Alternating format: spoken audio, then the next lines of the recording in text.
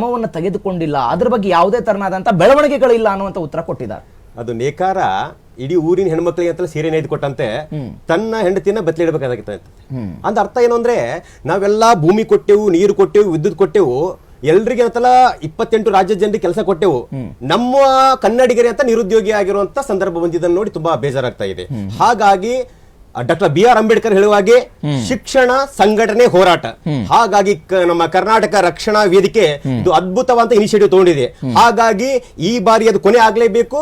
ಈಗ ಅದು ಸೇವಾ ವಲಯದಲ್ಲಿ ಆಗಿರಬಹುದು, ಕೈಗಾರಿಕೆ ವಲಯದಲ್ಲಿ ಆಗಿರಬಹುದು, 50% 60% ಕೂಡ ಕನ್ನಡಿಗರೇ ಮೀಸಲಾತಿ ಬೇಕೇ ಬೇಕು ಅನ್ನುವಂತ ಒಂದು ಆಜ್ಞೆಯನ್ನ ಮಾಡ್ತಾ ಇದ್ದೀನಿ. ಅದ್ರ ಜೊತೆಗೆ ನಮ್ಮ ಆಡಳಿತ ಸರ್ಕಾರಗಳು ಯಾವುದೇ, ನಾನು ಬಿಜೆಪಿ, ಕಾಂಗ್ರೆಸ್, JDS ಯಾವುದನ್ನು ಹೇಳಲ್ಲ, ಯಾವುದೇ ಬಂದರೂ ಕೂಡ ಅವರಿಗೆ ಇಚ್ಛಾಶಕ್ತಿಯ ಕೊರತೆ ಇದೆ.